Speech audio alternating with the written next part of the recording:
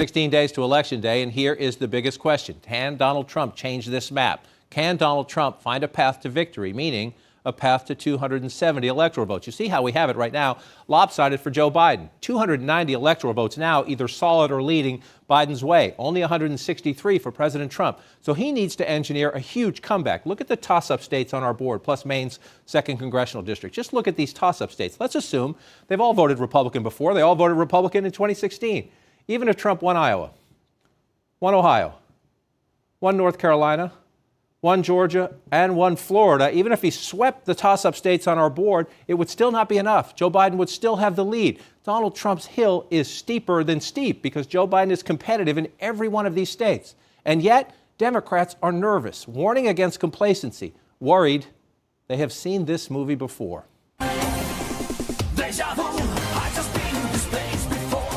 16 days out, here's the biggest question. Can you find a viable path to victory for Donald Trump, a viable path to 270 electoral votes? Well, it's incredibly difficult because of the state of play right now. We have Hillary Clinton at 307 electoral votes, Donald Trump at just 179.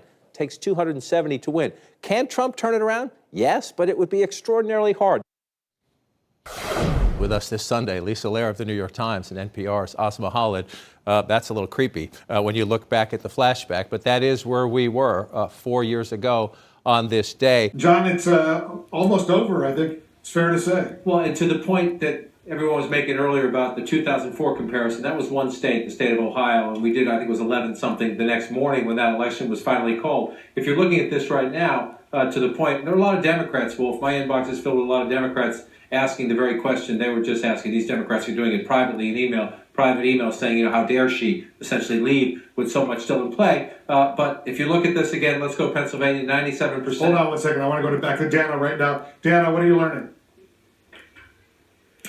Wolf, I have a little bit of information, but I just want to be sure that I have it right before I report it to you. So go back and talk to John. All right, go ahead, John. Back to you. So just go through this. As you go through these, again, you go through the outstanding states. Wisconsin, you see the lead. You're looking for to try to find the Democratic votes, and the math's just not there. And that, again, if it was one state, you'd say, okay, they're going to be extra careful about one last state. You come back to Michigan, it's very hard for the math. And I just want to pop this up, Wolf. It is not inconceivable that Donald Trump catches up in Minnesota.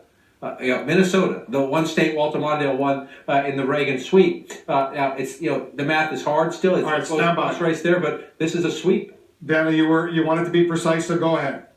That's right. CNN can report that Hillary Clinton has called Donald Trump to concede the race. She has called Donald Trump to say that she will not be president, and I'm not sure the exact words, but probably to congratulate President-elect Donald Trump. So that has happened in the last few moments.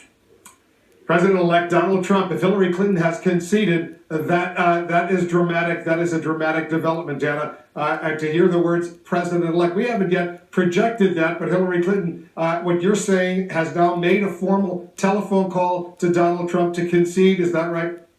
That's correct. I'm talking to a source who was there for it and telling me that conversation did happen. Our Sam Feist is also hearing from a different source that conversation did happen. So Hillary Clinton has made it very clear to her opponent that she believes that he will be the next president of the United States and not her.